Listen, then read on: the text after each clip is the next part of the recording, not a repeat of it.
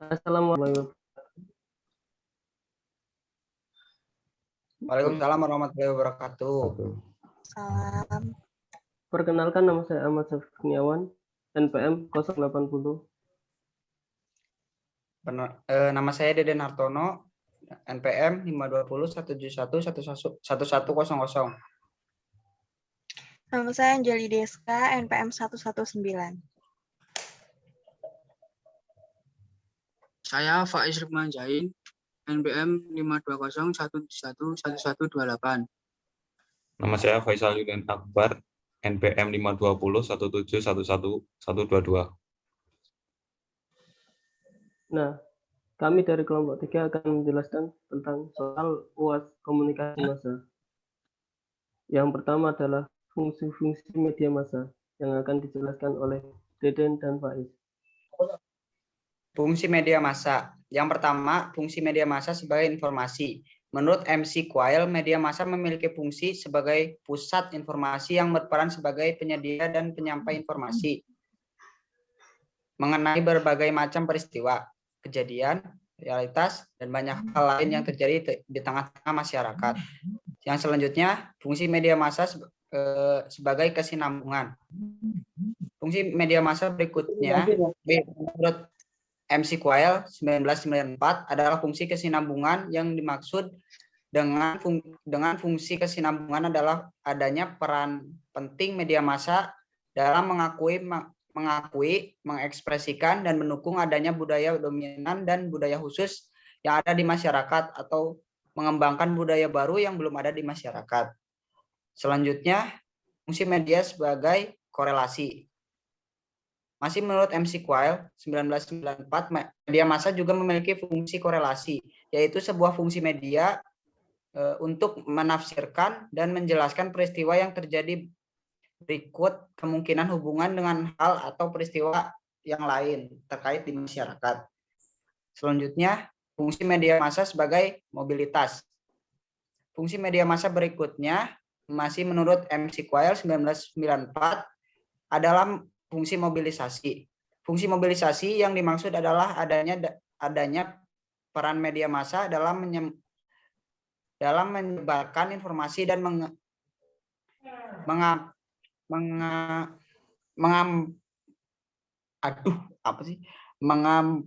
mengampanyekan berbagai hal di dalam bidang ekonomi, politik, agama, dan lain sebagainya.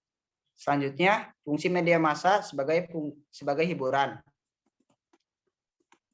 Fungsi media massa sebagai hiburan adalah untuk memberikan hiburan kepada audiens atau pembaca sebagai sarana relaksi dan pengalihan perhatian dari ketegangan sosial yang terjadi di masyarakat. Yang selanjutnya, fungsi fantasi. Menurut Rahmat 2001, media massa memiliki fungsi untuk memenuhi kebutuhan akan fantasi yang ada di tengah masyarakat. Fantasi yang dimaksud mungkin berhubungan dengan masalah sastra. Seperti misalnya puisi.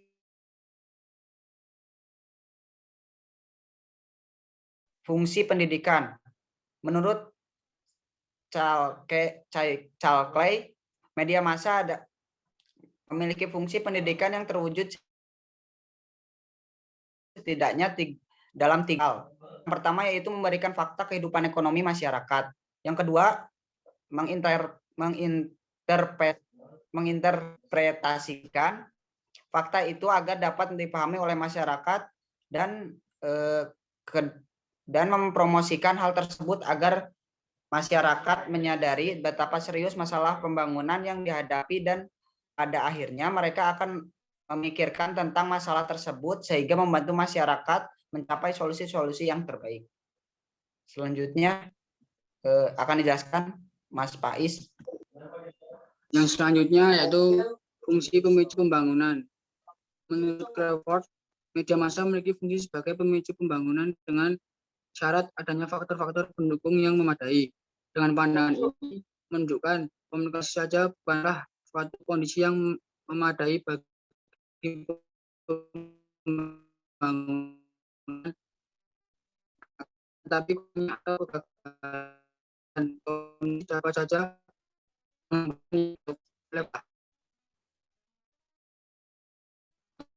menurut Wilbur-Graham, media massa memiliki decoder, artinya adalah media massa lingkungan sekitar, kemudian mengawasi masalah-masalah yang ada di lingkungan sekitar, seperti misalnya mungkin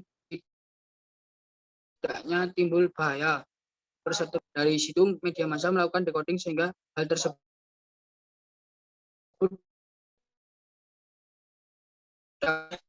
disajikan dalam bentuk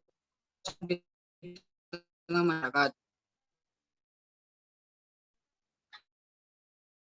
Media massa predator yaitu berfungsi sebagai diamati atau terjadi di tengah masyarakat. Dengan demikian, masyarakat dapat mempengaruhi apa saja yang perlu diperhatikan tanpa perlu melakukan interpretasi lebih lanjut. Yang ke-11 yaitu fungsi encoder. Selain fungsi interpreter dan decoder, menurut Wilbur-Graham, media massa juga memiliki fungsi decoder yang melakukan encoding di atas peristiwa yang telah di-decoding pada tahap sebelumnya, sehingga kelola pesan-pesan tertentu bagi masyarakat. Yang ke-12 yaitu fungsi persuasi. Media massa juga memiliki fungsi persuasi atau fungsi untuk mempengaruhi opini masyarakat agar terbentuk paradigma atau pandangan-pandangan tertentu terhadap suatu masalah yang terjadi di sekitar mereka. Yang terakhir, yang ke-13 yaitu fungsi pengawasan. Menurut Drake, media massa memiliki fungsi pengawasan bagi masyarakat pemerintah, yaitu mengawasi kejadiannya dan dapat melakukan kontrol terhadap kejadian tersebut secara mudah. Cukup, next. Nah, yang kedua adalah kepemilikan dan konten media massa yang akan dijelaskan oleh saya sendiri. Pengertian kepemilikan atau konglomerasi media adalah ketika perusahaan media saling bergabung menjadi perusahaan yang lebih besar yang membawahi banyak media termasuk jenis-jenis media yang beragam sebagai bagian dari bisnisnya. Hal ini bisa dilakukan dengan cara membeli saham. Komunikasi media massa juga adalah sebuah alat-alat atau untuk memberikan informasi atau pesan-pesan kepada halayak sehingga halayak dapat mengerti melalui media komunikasi massa atau media massa seperti surat kabar, radio, majalah, dan internet. Dalam sistem komunikasi massa, kita dapat melihat beberapa karakteristik yang membedakan dari sistem komunikasi interpersonal, karakteristik komunikasi massa. Yang dimaksud adalah bahwa komunikasi massa bersifat tidak langsung atau dengan kata lain harus melalui media massa, bersifat satu arah yang mengandung arti tidak ada interaksi antar sumber dan penerima, bersifat terbuka dalam artian pesan ditujukan kepada khalayak luas.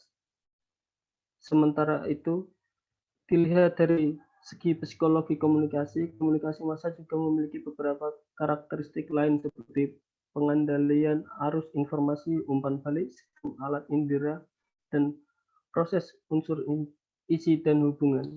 Nah, yang kedua adalah efek media yang akan dijelaskan oleh Anjali. Yang ketiga.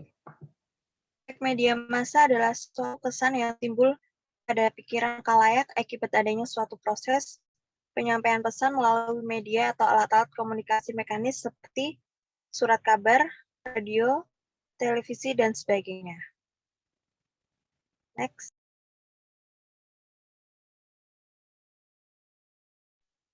Yang keempat akan dijelaskan oleh Faisal, literasi media massa.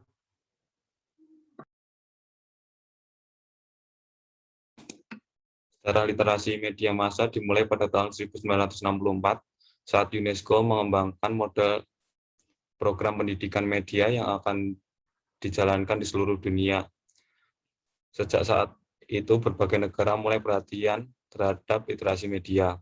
Salah satunya adalah dengan melakukan literasi media atau pendidikan media melalui jalur pendidikan formal dan non-formal. Di Indonesia sendiri, kegiatan literasi media dikenal sejak tahun 2000-an. Setelah maraknya berbagai fenomena, dampak media massa. Dan media massa sejak saat itu merupakan suatu hal yang akrab di kalangan masyarakat umumnya, para remaja khususnya.